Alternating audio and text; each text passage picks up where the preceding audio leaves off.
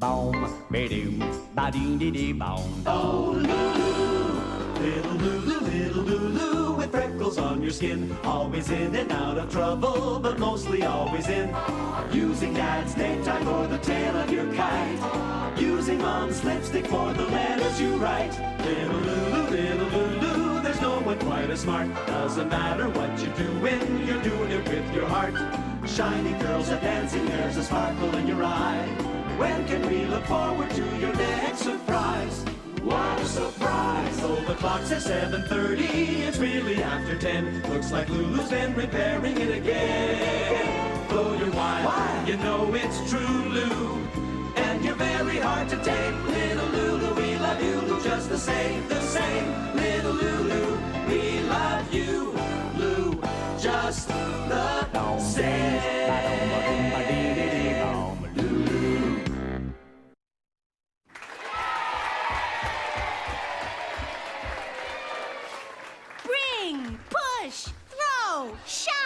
Those are Lulu's tips for a quick room cleaning. First, there's the fast way. Bring everything that's making the mess to your best friend's room, and when it's time to clean her room, switch back. A faster way? Push everything into a big pile, throw a blanket over the top, and tell your mom it's a new beanbag chair. And everyone knows the fastest way. Shove everything into your closet. But if you do that, you better stay tuned for Lulu's tips for a quick closet cleaning.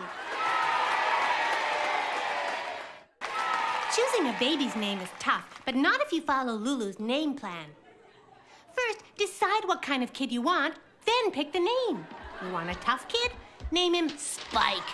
A cheerleader? Name her Muffy. And of course, for a smart kid, Lulu. But please, don't name your kids because of what they're like as babies. I mean, who wants to go through life being called stinky? When girls get up in the morning, they have to shower, scrub, brush, floss, and blow dry. And boys, they just throw on some old dirty clothes and they're out the door. Mom says being dirty is in boys' jeans. Well, if you ask me, it's not just in their jeans. It's on their shirts, too. A word of advice to all you parents about bath time. Kids work hard at getting dirty. It's practically a full-time job. So if you want us to wash away all our hard work, you'll have to do better than tossing in a couple of plastic boats and a rubber ducky. Come on, tear out that old bathtub and put in a bath pool. Can't you just see it? Bubble fountains, wave machines, surfing, and dolphins. Then you never have to worry about getting us kids into a bath. You'd have to worry about getting us out. It gets so busy in kids' rooms at night, it's amazing we ever get any sleep. Just think about it. First, there are bed bugs trying to bite you. And the tooth fairy. At least she leaves money for our teeth. Then there's the Sandman sprinkling sand in our eyes.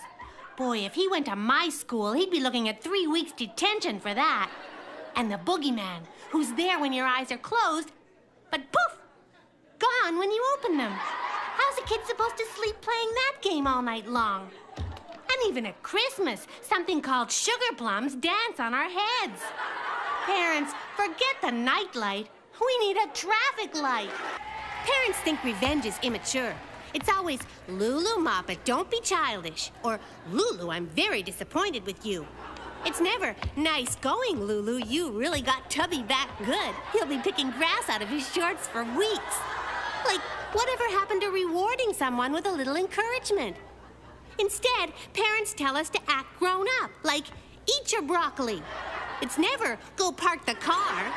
Anyway, my mother tells me revenge is childish, and no one ever gets away with it. And then she makes me wash the dishes for making a mess in the living room. Boy, my mom sure gets away with revenge, except that she doesn't call it that. She calls it discipline. Boys are usually too shy to tell girls they like them, which is weird considering all the gross things they aren't too shy to do around us. So here's how to recognize the signs. If a boy looks at you during a test at school, he likes you, or he wants some answers. If you ask a boy something and he looks at his shoes, he really likes you. Or or he stepped in something. And if he hangs around you going, he likes you a lot, or you should get away fast. But if he throws spitballs at you and puts a snake in your lunchbox, he absolutely adores you, and he wants to get married. Or he's your brother. Ever wonder what grown-ups really mean when they talk? Well, wonder no more. It's all in the Grown-Up-Ease dictionary. Ah, here's a good one. Oh no, I couldn't possibly eat another bite means, please keep filling my plate. And this one, I really must start exercising again, which means, there, I said it, now I don't have to do it. Oh, and this one's really sneaky. That's enough. You've had quite enough dessert. That really means, go to bed. The rest is mine. One time at a fancy restaurant, I got this really bad waiter. He asked if I'd like the chef's salad. Why would I want to share someone's salad, I asked. Don't you have any brains? And you know what? They did. Boiled or stewed. Then I noticed that I had 3 forks. Well, I didn't want the waiter to make me share anything, so I swapped them all for dessert spoons and ordered a huge chocolate mousse so I could eat the body and save the antlers for the morning. Sort of like an Easter bunny. But what about your main course, the waiter asked me. When I told him I was best in math, he walked away. And he calls himself a waiter. He never even waited for me to finish my order. Lulu's top 5 excuses for why I didn't do my homework. Number 5, my dog tried to eat it, but it was too tough even for him. Number 4, my mom tells my dad it's not good to bring work home with you, so I left mine at school. Number 3, homework? I thought you said housework. I spent all night vacuuming. Number 2, homework's done at home, right? So that's where I left it. And the number 1 excuse, I learned this from my dad, it's in the mail. Going camping with your parents isn't exactly a picnic. It's always, we're only bringing the bare necessities. And they pack forks, knives, an electric cheese grater, and lawn chairs. I think it's amazing how many bare necessities they can stuff into a station wagon, but the least they could do is bring stuff a bear can use. And speaking of bears, everyone knows you can't leave food out when you're camping because it'll attract bears.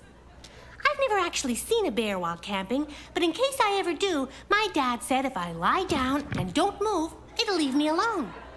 And he should know, it works for him every Sunday when my mom wants him to do work around the house. I love going to visit my grandparents at their house because I get to watch my parents do all the things I usually do at our house. Like put out the garbage, weed the garden, clean up after the dog, and wash the car. But not me. I usually get to sit by the pool with Grandma, laughing at all the funny faces Grandpa can make with his teeth out. The last time I was there, I noticed that parents do all the work and grandparents have all the fun. Work or fun? No contest. When I'm through being a kid, I'm gonna skip being a parent and go straight to being a grandparent. My mom wants me to learn how to play a musical instrument. She says, it's best if you start when you're young, like Mozart. By the time he was 4, he was a musical genius. Well, sure, but in his day, all the good TV shows hadn't been invented. Anyway, she told me to pick an instrument I'd like to play. Well, I thought about the piano, but nah, I'm always losing my keys. The French horn, I don't even speak the language. How am I supposed to play it? So I finally decided on the perfect instrument for someone who doesn't like practicing. The bagpipes.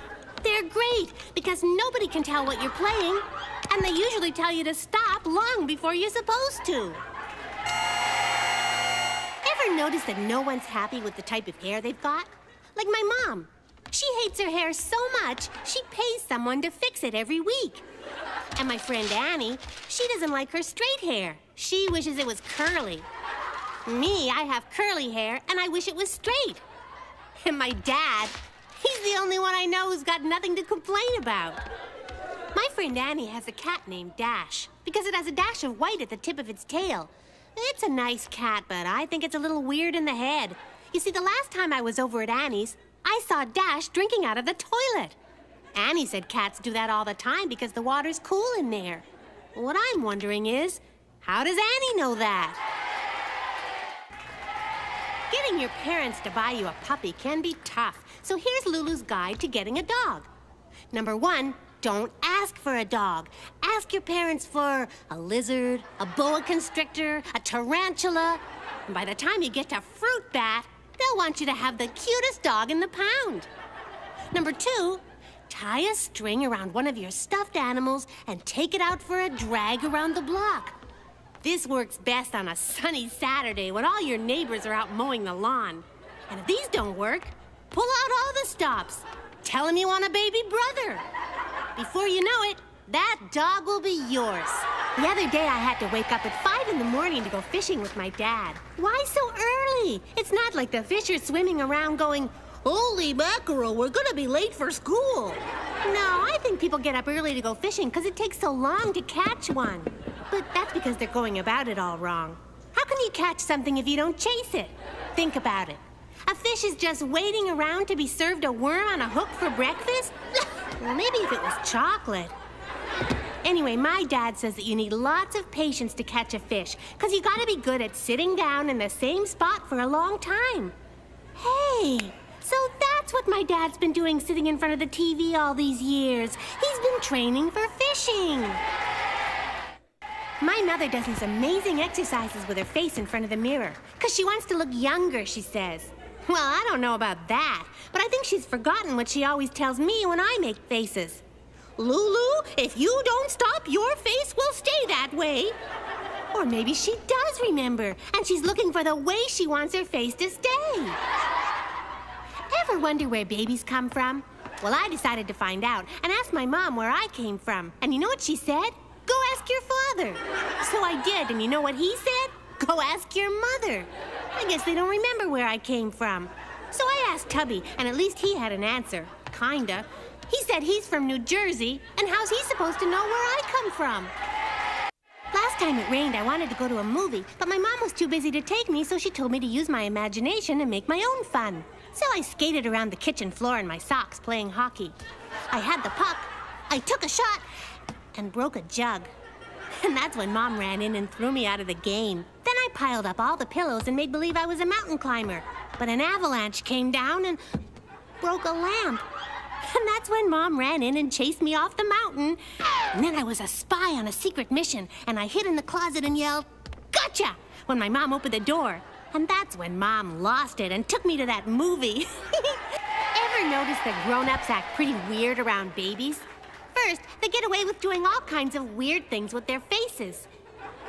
I bet if they did that walking down the sidewalk, they'd probably get arrested. But what's even worse is the way grown-ups talk to babies. I once saw a mother lean down into a baby carriage and say, "Gootsy wootsy snookum wookums." I looked in and there was this baby just staring up at this lady thinking, "I'm sure you're a very nice lady, but you're making no sense at all."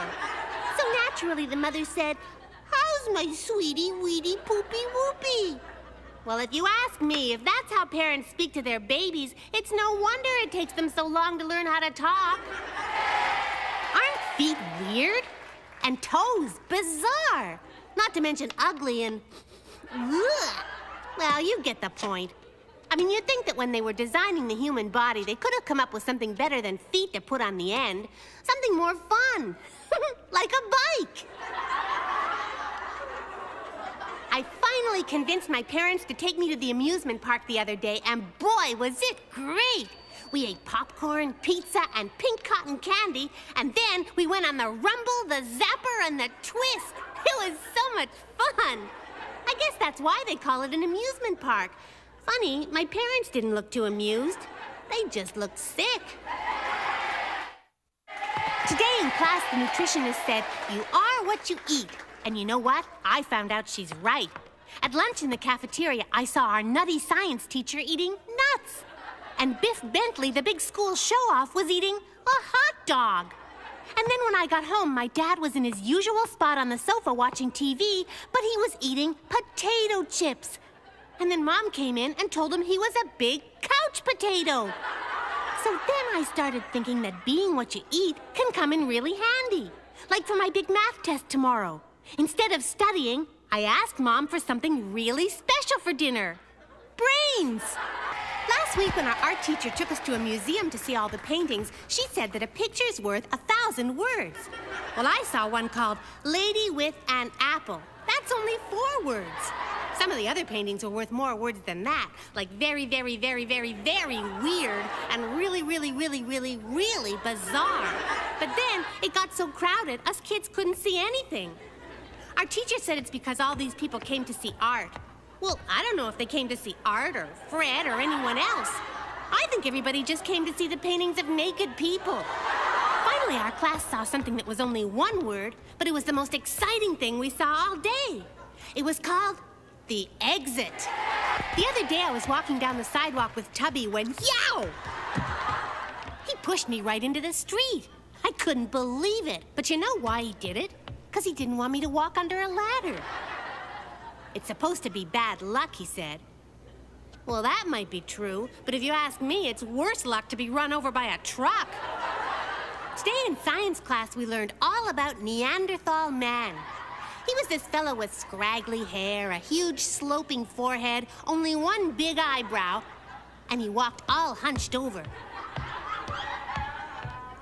My teacher said he disappeared thousands and thousands of years ago, so I asked him, hey, when did you get back? This is supposed to be a love story. Listen, he had a crush on her. She was swept off her feet. She fell head over heels. But in the end, she had a broken heart. A broken heart? How? Sounds like she should have ended up in the hospital. Last week, I could tell my parents were really excited about our trip to the zoo because they kept saying things like, turkey, nice jaguar, what a weasel, bunch of cows, and it's a jungle out there. Well, we never did make it to the zoo after all. Dad said there were too many animals on the road. Worried you're getting older and turning into a grown-up? Well, here's Lulu's surefire quiz to prove you're still a kid. Is your idea of a well-balanced meal A, fish, vegetables, and rice, or B, a cupcake in each hand? Do you use a knife and fork A, all the time, or B, only when someone's looking? Or when you get out of a bath, do the wrinkles A, go away after 10 minutes, or B, not at all? And when you brush and floss at night, are your teeth A, in your mouth, or B, in a glass on the sink?